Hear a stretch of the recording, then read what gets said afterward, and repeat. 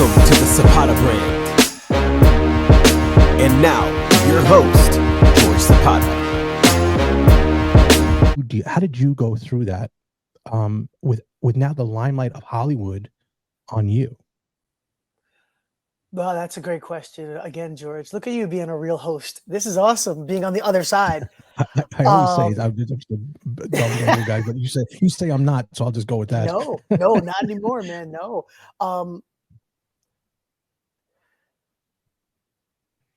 So as the person I am, and it's pretty fresh. It's pretty fresh. I know. Oh yeah. No, I can talk. I mean, okay. You're basically family, George. So it's whatever. So basically, man, it's like this. Things are going to happen, good and bad in life. People don't realize being born we're so lucky to be here because it's a choice. I choose to look at what I can do versus what I can't in everything, whether it's me on camera, live on television, calling a celebrity the wrong name, which I've done before. What do? You keep going. Whether it's anything that happens, whether it's losing my brother and then going to work the next week to host a live trivia show, when I'm thinking about my family, I'm thinking about him, I'm thinking about things I should have done, things that have changed. I can compartmentalize, which is a gift and a curse, right? That I can take a minute and go, what do I need to focus on right now to get this done? And I'll worry about that later. The catch is making sure to get to that later. So how I deal with it, George, is it starts before problems happen, everyone. I was lucky enough to find mixed martial arts my senior year in high school. And it's good to know to defend yourself, right? I think it's important. But more important, I think even more so, is being mindful, which was the meditation aspect my first sensei ever taught me. I didn't understand it when I was 17 and 16. I just wanted to learn a way to choke my brother out because he was so much bigger than me. But then after class, learning meditation and being present, how powerful that is, I didn't realize the gift I was getting at that age. And then I got away from it for a while. Then when I came back to it, learning meditation, that every day before I start my day, I will do my meditation. I will do a prayer, and I'll try to think of little manifestations of what I'd like to have happen that day before I start my day, before I see anyone, before I go out into the world, before anything.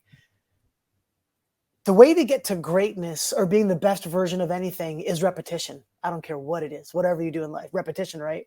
So by doing this for years, my prayers and meditation, things of that nature, it builds you up in a way that you can handle things a little bit different than just reacting all the time. I can always kind of take that millisecond to think because I was centered before the problem or the good thing happened. So George, how I deal with problems is first starting with the breath, and then second, what can I do versus what can't I do? Because the can't's going to make you angry and a hater and whatnot. What I'm still learning till this day is I'm trying to be more mindful. And what the Buddha would teach, if you ever studied anything Buddhism, is being present and ego death, getting rid of the ego, getting rid of what I think should happen and accepting things faster, right? So that's something I'm still working on. I think for the rest of the time I'll be working on, but that's what helps me, George, when those problems happen, when I have to go to work and all these people don't know I just lost my brother and I have to interview this person, I have to talk to this crowd, I have to do this. Let me focus on this task. And then after I can do that, just like this, when my brother passed, I had a second to grieve. And then I said, no, I need to be strong for my family, for his family, for everything now to make sure the ship keeps going. And I will get to those emotions when I can and deal with them at the same time. I'm not being the catch. Whoops, hold on. So you got me so excited. I'm knocking my own headphones out. The catch is everyone listening to this is the choices you make in yourself to react, how you react. That's the only thing you can control in this entire world. I learned that, sparring at a young age. You learn these kind of lessons. If you do any combat sports, you understand those kinds of things. You can't control your opponent. You can dictate things to get things out of them. It's the same thing in life, everything in life. So I'm like, okay, accepting is the first thing. So accepting what's really going on. And then the next phase is what can I do versus what can't I do? So that's what I do in every situation in my life, George. So dealing with my brother, my family and that, and then having to work. I choose to look into the light and to go into what's positive because I'm so lucky to be here. You know, there's friends and family members, people who aren't here anymore. And I always look at every day as a gift, as a chance to be better than I was yesterday, right? So that's why I always see me smiling going forward. And I've been given so much. I mean, Johnny Lincoln Hassell, Winetta Givens became Hassell, John Lamar Hassell. I grew up with 3 of the best people ever. And I'm saying that not kind of, sort of. I'm being very real with everyone watching out there. My mom, my dad, and my brother are some of the best people I've ever met. And if you met them, you'd say the same. So having those influences. I can attest to that. Do you know what I'm saying, George? Having those influences, I come from such good stock that my foundation is so solid. So going through losing my brother didn't make me turn to drugs or alcohol, be crazy, because they built me up. And then now fast forward to my marriage failing with my ex-wife. That was hard too. It's still hard. I'm going through it right now, but accepting. I accepted it. I had to accept it faster instead of, you know, her wanting. She wanted to be single and have a different life. She didn't want to be in a marriage anymore. I had to accept that my partner didn't want me and want to be with me anymore, which is one of the hardest pills you'll ever have to sweat. I had to swallow it. You know what I'm saying? I had to swallow it too. I had to swallow it. And I think you tend to blame yourself. Oh, see, it's harder for a man. It's harder for a man to go through it, because how do you, as a man, now you involved in combat sports? Me, I've done it all my life. And you're going to walk into a situation where someone don't want you. And it was hard for me because, again, we live in a small town. It's a little different than in the city. Now, thank God, you know, I don't live in the city, you know, per se, and it got exposed as yours would have been if you were there. But mine, it became difficult because how does someone not want me? And that's what I went through for 3 years, literally 3 years. 3 years. And it was always a give and take. Yes, we're going to get back. No, we're not. Yes, we are. We have 2 kids. So it was always back and forth, back and forth, back and forth. So we couldn't fix it. We couldn't fix it. Now, was I around a lot? No, I wasn't. That is on me. That is 100% on me. I was just building my business. Yeah. And then we built the business to where it was pretty big. And then the financial crisis really took out my legs. Then the IRS came after me. It was a whole nightmare. So dealing with that, what goes on the back burner? Someone who you think is going to be your partner for the rest of your life, because, hey, no matter what, this person will still be here. Don't worry about it. Not knowing that you got to pay attention there, because if you don't, someone else will. Guys are funny. Let me tell you about guys. What do you got, George? If they're like, you know, if there's a little bit blood in the water, they're like sharks. And if they notice somebody's not getting paid attention to, they're jumping on it, whether you're married or not. That's just guys. And that's a reality. I know guys out there that are going to say, not me, baloney. I know the way, that's guys. We just are. If there's ever, you know, a chance that we can somewhat move in a little bit, we're going to. Now, I think I have morals enough where I wouldn't. I know you came from a great family. Look, your mom and dad are still together, married. I mean, yes, sir. You know, let's be honest. That's very rare. That's rare nowadays. You know, so I looked at it as, okay, and I didn't want to accept it. And I'm sure it was hard for you to sit there and be like, wait a minute, why doesn't anyone want me? I'm Jeremy Hassell. I'm on TV. And you're like, what? How does something? So I went through that emotion, and here I am. I'm a fighter, getting ready to train for my last fight there at 40 years old. Wow. And I got to deal with this crap. I had to deal with that crap at that time. That's what I was dealing with it. I was doing at that time. I'm thinking, this is ridiculous. This is gonna be bad. This is gonna be real bad. But I was able to come through it because I put that, like you say, compartmentalize. I did too, because I said, I have to get through this here. We'll deal with this later, but I can control this. I can control me getting in shape. I can control how I'm sparring. I can control that. And one of the things on my podcast, I always say, boxing and life are parallel. They're just parallel, because it's always like this. You always question yourself. And it's the ones who go through that and are able to come out at the end. Those are the ones that are successful.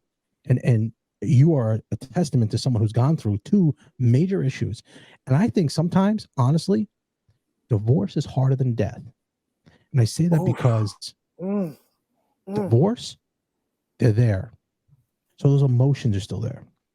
So the good and bad, meaning one day you're good, one day you're bad, meaning there's something she says, they'll Yeah. boom, ignite something. Or sometimes it's good where you're like, she wasn't so bad. I guess that's the reason why we were married. Death is final. That's Yeah, it. man. You're never going to pick up the phone and call. And that's something that, okay, I have closure. You only have closure when that paperwork signed with your ex-wife. And then you're going to see him out. Somebody else. Now, I'm fortunate because my wife is with a great guy. He is a great guy. Okay. We're actually friends. That's I knew him a blessing, just man. because of meeting him.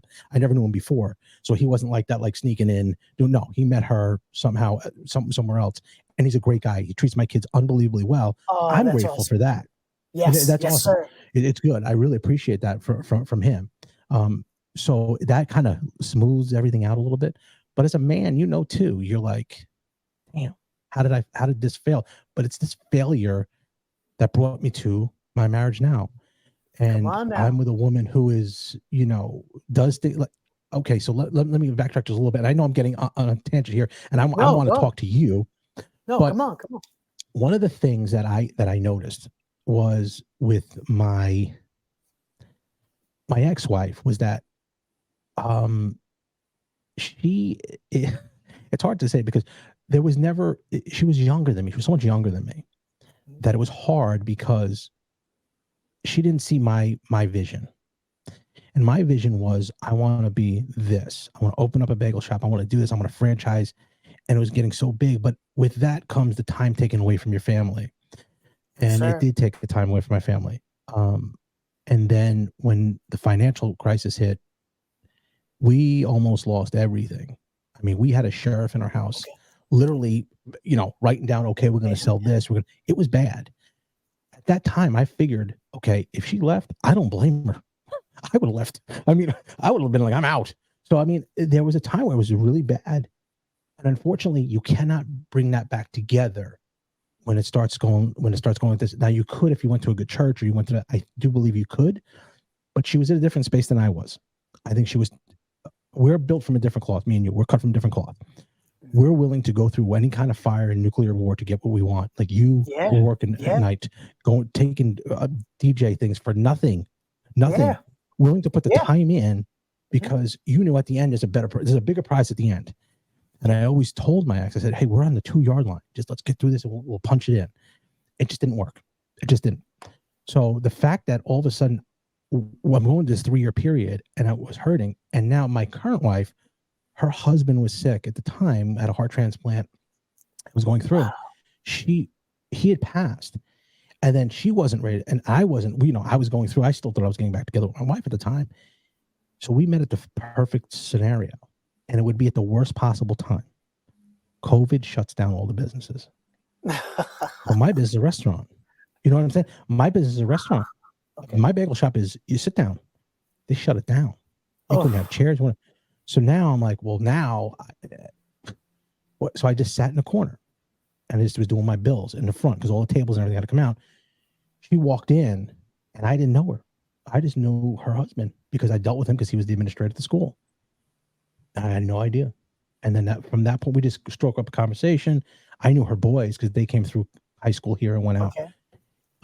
So I just knew them. I didn't know. And then next thing you know, it just is funny how life, you say how John is that person that, okay, he's passed, but there's always something there that helps you, that you could say, hey, yeah, John would have liked this. This would have been, and it's almost like he helps you through.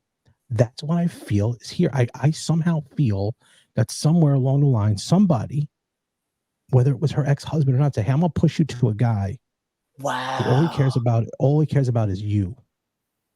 And, this is a guy, because I believe I did all the right things in my marriage. I do. Okay.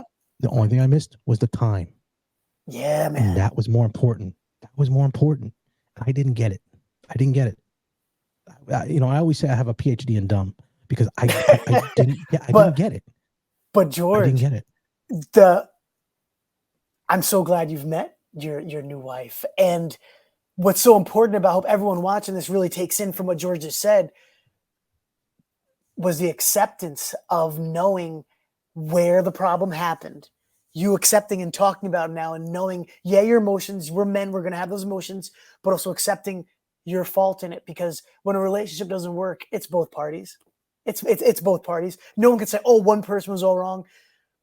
It always comes back to the one thing that I just learned heavily is how important communication is in a relationship. It's not one thing, it's everything. And George, you said it right. You and I are, I guess we're old school. We're kind of built like that. If I say it, I'm gonna be it. This is who I am. Let's go.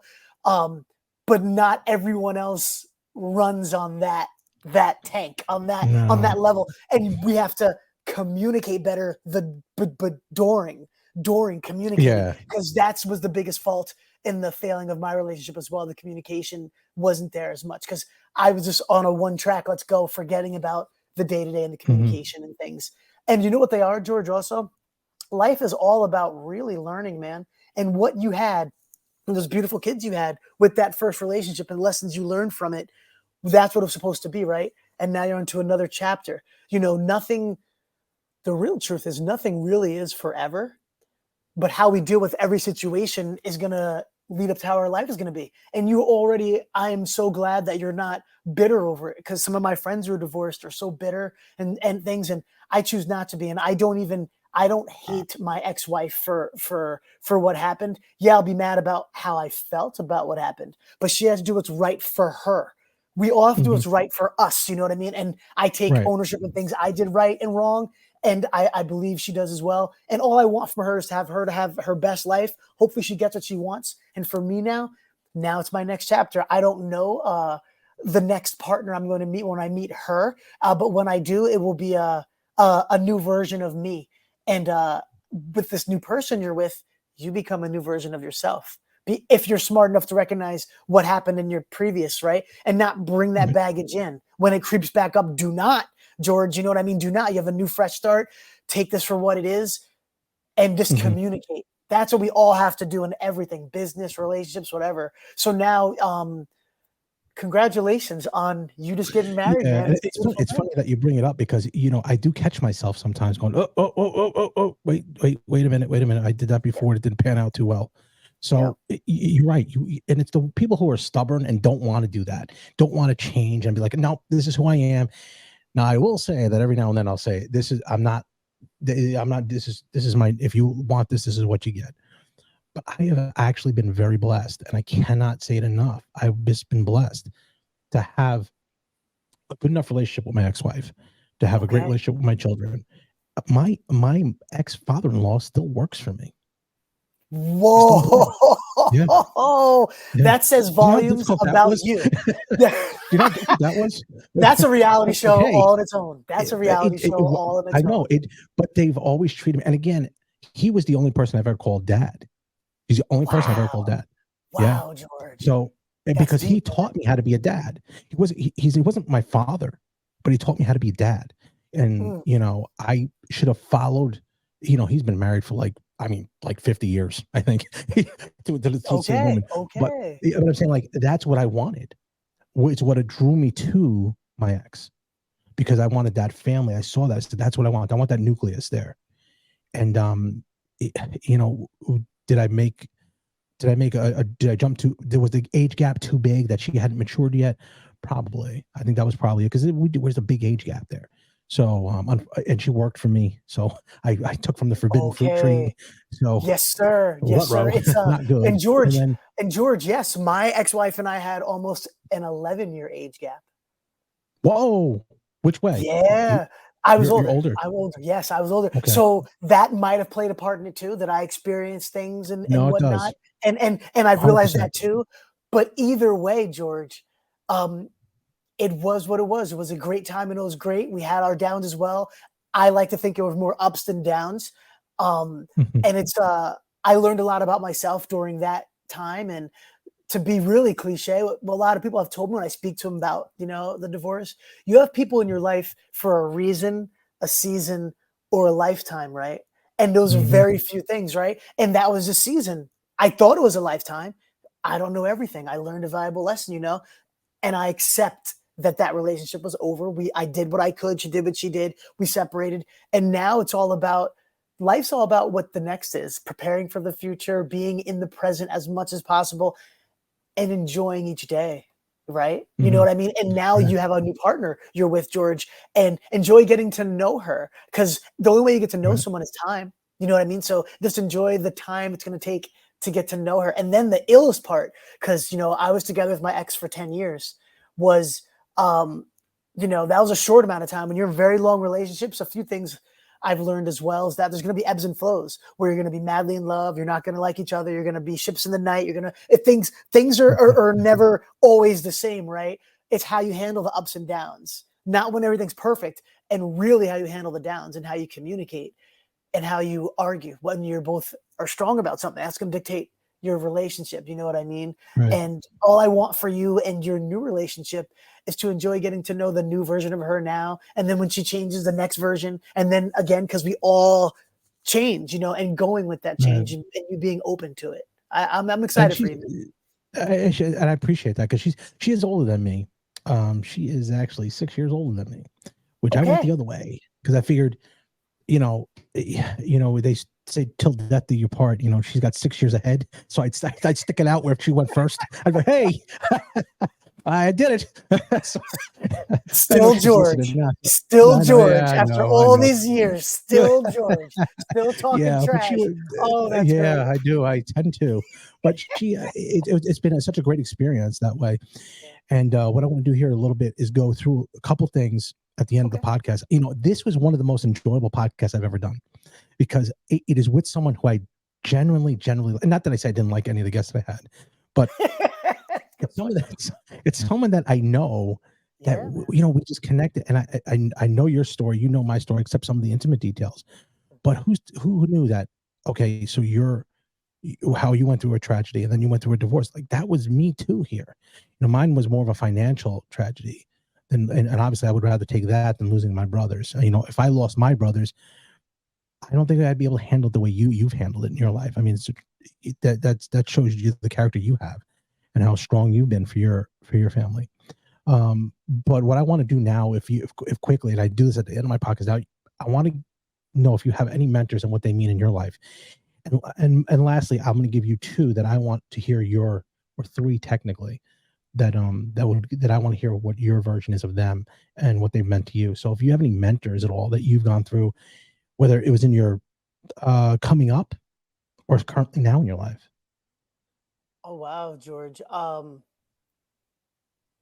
For mentors, I mean, the first that comes to mind always is my father, man. My dad, if you talk to my dad for a few minutes, you'll see my spirit, his spirit is in me. We look alike now that I have a beard.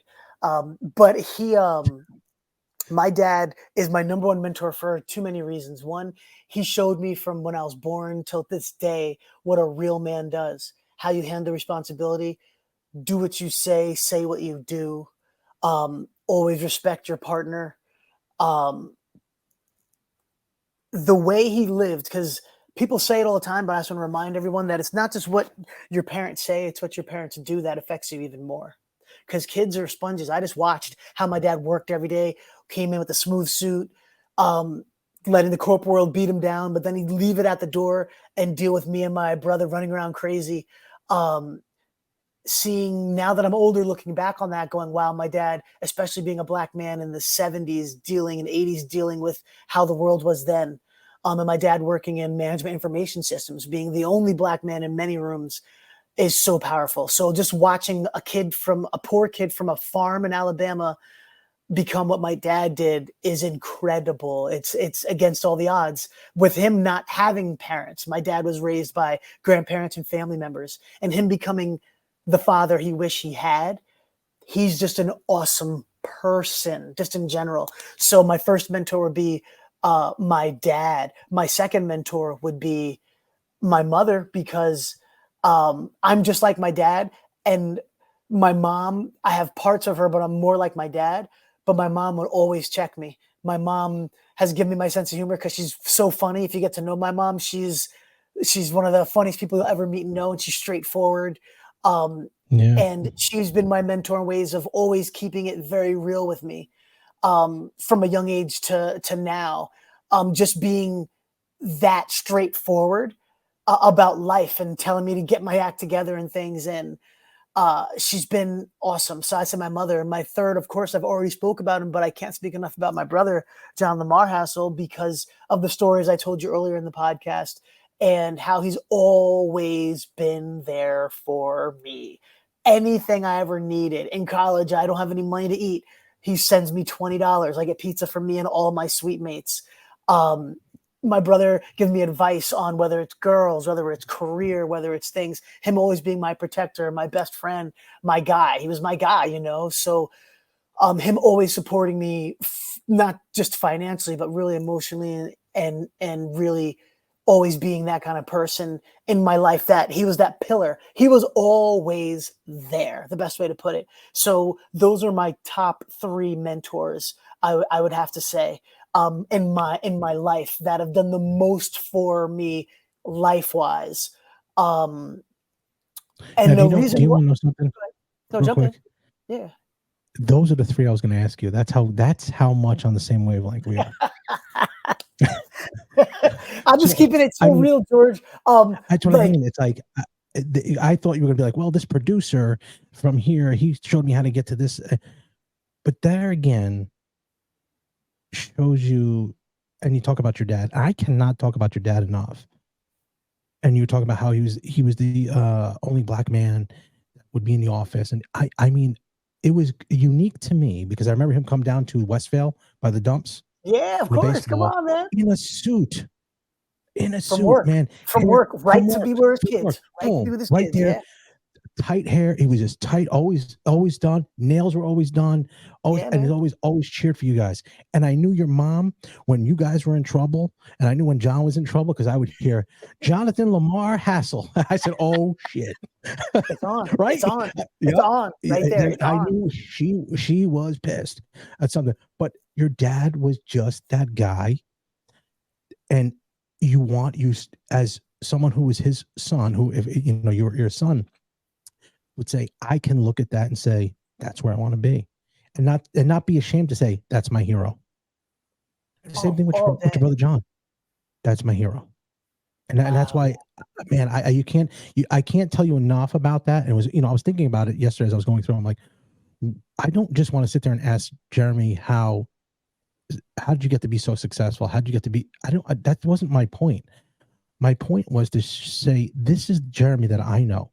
This is his family. This is the person he is. This is how he's grown as someone who came from where we were at a time. Now, your father, your father did very well, and your mother did too. But you never were someone who was arrogant. You were very humble. You and your brother, very humble. And to say that I am grateful to call you my friend is something that I take very seriously. I do not have people on this podcast that I wouldn't sit there and have a cup of coffee with in front of my bagel shop. I've said it a million times.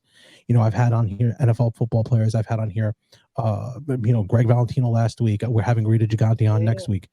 Wow. I would not sit there with someone who I didn't respect and have the same morals that I did to have a cup of coffee with. And I am glad to call you a friend. Yeah, and I man. really Come on, appreciate man. you coming on. Of course, I this appreciate anything, George. I mean, for real, like, because you really know me, I'm not Hollywood. I'm like, when people say, oh, like to me, if you're famous, I go, I'm not famous. I go, the people I've interviewed are famous. This is Jeremy. The way I am now is how I am if I'm on camera, Exactly. what I'm here. There is no like shut off. This is as real as it is. You know what I mean? And George, I'm so glad you started this podcast because it's going to open up a lot of avenues for you to explore a lot of conversations and to think about things differently and hear stories like even us just talking for this last hour, me learning more about you and your family, and you learning more about me. It's going to be a cool ride for you getting to know all these different people and walks of life. Honestly, and the conversations like this is gold, man. I'm just trying to get on your coattails. I mean, I'll just reach. I'm reaching for something on there. Just take me with you. I don't care where we go. You could interview anybody. I don't care. I just want to be there. Have somebody please tell me, where I can go to get these interviews. You got me knocking off my headphones again. You're a fool. Oh God, I just, it is actually an honor, and it's something that one episode. And I know you're at a hard out. one episode is not going to do enough justice. I would like to invite you again at some point here, when you're coming up with something that we can still talk about and go reminisce about what we've done, because we have so many stories, we have so many likes, and honestly, I think we have relationship advice. We have, going through the passing of your brother and having someone, and I always harp on it because being African American and being Puerto Rican, we have we can have a beam of light for other people who think this is, having a victim card is actually not good. That's it's a crutch. Right. That's right. Because you're going to use that to move forward, and eventually something's not going to click, and someone's like, I don't care what you are, that's not going to happen. Then you're stuck because you don't know anything different. You got to go through that. Everybody goes through something like that. But us being Puerto Rican and African American, we have the chance to help those ones that are coming through that want to get to that other side where a success is, or what their version of success is. And everybody can do it. You're living proof right there. When I flip on that TV on CBS online and I see you in Times Square, I'm like, I know that guy. That guy, I know you that really guy. know me. No, you really know me. Get me down. And it's what you were right. You are the same person. Yeah. When I see you on YouTube, and you are that person. I've known you since you were a kid. Same guy. This is it. Well, man, I'm a little smarter now, just after going through life than being a kid and pushing buttons. I know. But yeah, man, I'm doing anything I can do to help. You gotta teach me how to use these. That's all, because the Zapata family's got these. Everyone, listen, careful at 47, I have to pick and choose right now. Even Coach Diz will give me a run for my money at this point, because I am just not. Believe me, I have a neck issue. To be honest with you, I got punched. I'd say probably, I think it was probably 3 months ago, and I lost feeling in my hand. So I'm going on September 11th. I go to the doctor to find out it's a pinched nerve, but they can't get it loose. So I don't know. I obviously I am not getting surgery. That is not happening. I'll just end my career right there. We'll call it at 47. I'm not doing anything else. I'll do weights, do the bands. Well, I'll be the old guy walking up and down the street with the black long socks and the shorts. I'm at that age now. I'm good with it. I'll just but the problem is, everyone out there, the Zapatas, they have a fighting spirit. It's a warrior spirit. Mm-hmm. You have it. It's your family. Then you might have to come on over here because I'm doing jiu-jitsu. I'm at Renzo Gracie's now. You might have to come and start rolling with the old men. Come on, man. Come on, man. You might have to come. You might have to come swim. You're used to standing. I think that's worse though on your body. God, many people like my neck. But it's let me take it back. It's a choice of how you choose to do your jiu-jitsu. You know what I mean? Like me coming from stand-up from Muay Thai karate style, that's my base, right? Learning now how to swim, that's what I'm calling it when you're on the ground, a different world. You can choose. Yes, it's going to be, well, number one, you pick your training partners and you pick what you're trying to do. If you're trying to go for death and I want to compete and do that, your neck, because you're wrestling so many times using your head for movement, it will affect you. But if you're going just to train to learn the beautiful art, jiu-jitsu is the gentle art. That's what it means. Learning the art, it's more of, your body contact and moving and things. And you don't have to have your neck be the major thing. That's a choice, by the way, of the kind of how you're going to, same thing with you as stand-up with boxing. Are you going to Philly shell? Are you going to be Mexican style? It's a choice, right? It's the same thing with how you're going to be on the ground. Just so you know, well, I'm always going to try to pull you in to jiu-jitsu. That's what happens when you start jiu-jitsu. Anyone you meet, you're like, come on in. But something for you to think about. It's like CrossFit. It's like CrossFit. You get around those people. It's like, oh, good gravy. No, I will not let you say that because CrossFit is CrossFit. I think CrossFit's amazing, but it's just too hard on the joints. I've done a little CrossFit and I realized if you get really into it, it's just so much impact on your joints, like immediate, that over time you're gonna break. You're just gonna. So it's more of I think CrossFit is really more of a young man's game, to be honest. But yeah, I'm man. out then. but always, man. But I've really enjoyed speaking with you. It's been an honor to be on the Zapata Brand podcast. Believe me, the honor's all mine. When are you coming out this way? Are you living on the East Coast? I live in New York City, but I travel at least once to twice a week to different cities for events that I speak at and things. But I haven't had any events in Pennsylvania around that area. But if I am around that area, I would love to come down and see you and see the invite Joe is and Big always D. open. Oh, the invite's always open. It's some bagels. I'd like come you to come in here. we'd just be hanging out. That's it. We'll just put the cameras on and just roll and see how it goes. Reminisce about our stories and that. But again, Jeremy, it is an honor for me to have you on the Zapata Brand podcast, because I've been looking forward to it for a few years, and just jumping out into this podcast world for me was always it was scary, but you guys have made it easy for me. Well, George, you're easy to talk to because, oh, please, man, the pleasure is ours because you're a great host. Coming from one host to another, you made me feel at home on this podcast. You had very insightful questions that I had to think, because usually when I get interviewed, I have stock answers I can just go with. You were asking me more about real life. I usually get asked about celebrities or working with Ryan Seacrest or Mark Cuban. People usually want to talk about those kind of things with me, So this was so real. And the essence you have, George, is natural. This is how you've always been. I mean, I've known you forever, but in the podcast form, it's going to be fun to watch you grow with this. And just remember to keep it on the human, real talk when you talk to celebrities, to non-celebrities, to friends, because people gravitate towards the truth, whether they like it or not, man. That's why Joe Rogan got so huge. People weren't used to people talking the truth. And Joe Rogan was sitting there, he'll tell you what's really going on. And I realized when I first heard his podcast, and I go, oh, no wonder he's so successful. He's, super smart and all, but he's always going after that one thing. What's the truth? What's the real truth? Let's go. So for you, the same thing, man. Just keep going at this pace. And the biggest thing is, for it to be successful, you just got to do a whole bunch of these. You have to be consistent with it. You have to keep us knowing what's going on. You know what I mean? Like, that's the key. The StreamYard that we use StreamYard here. I just got it up. I am not a tech guy, and I just it's so simple to do. Yeah. I just had a guy plug it in. I'm like, oh, this is great. Now I can really expand, and just, hey, every now and then I'll say, hey, Coach D, Jay-Z, get on the podcast. We'll do something quick, and we do something quick. So it's always good though. But we'll wrap it up now. Always a pleasure. And now that I got your cell phone number, I'm going to text you constantly now. George, whatever. I'm here for you, man. For real. That's not like whatever. Your whole family I'm here for. So just holler at me, whatever I can do. We will.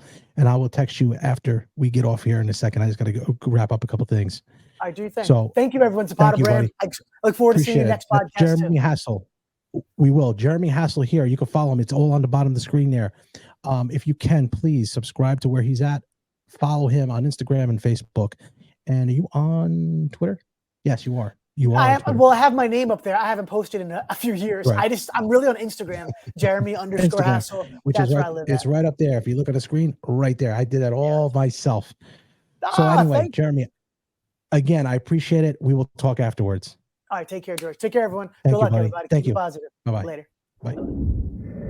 Guys, that was Jeremy Hassell. He's a good friend of ours, and he was kind enough to come on and talk about his life and really understand what he's gone through in his life, the tragedies with his brother, who I knew very well, and go through that, and then go through a divorce. He was kind enough to come on and talk about it in great length. And when I talk about his dad and his mother, that is 100% true. They are the epitome of what a family should be. And that gives me a time here to talk about John, his brother. I knew John since I was a kid, and he always helped me. He was always someone who would help you. Never said no, would take the shirt off his back to give it to you. He was taken way too early in our life. He was one of the first people to reach out to me when I opened up my bagel shop. He was always supportive. He was always one of these guys who didn't see color, didn't see a religion. He just saw the person, and that came from the top there, from his father. John is somebody that anybody who wants to see a role model, John Hassell Jr. was one that you could model yourself after. He's someone that I was privileged to call my friend, And unfortunately, his passing was way too soon. This podcast was dedicated to him. Hopefully, it's somewhere he's out there and he can see this, laugh, reminisce on the stories that we had. The Zapatas and the Hassells went back way back. And they come from a good family. The stock is there. And it's something that I wanted to do. I wanted to get Jeremy on for a long time. But, you know, he lives a different life. You know, he's very busy. He's always interviewing celebrities and going from New York to LA, and he's traveling all the time. It's hard to get a hold of him. But he was nice enough to do this. But that shows you how what his character is and how he was raised as a kid. And if you could take Jeremy and multiply it by 10, that was John Hassell. Because he was the big brother. He's the one who took care of stuff. This podcast meant a lot to me today. And it's one that will be extremely memorable for me. I'm going to put a little piece here of John, of the person that he was, after the podcast is over. But remember, don't be envious of what I've accomplished in my life. Be inspired by what you can do in yours. Thanks for watching.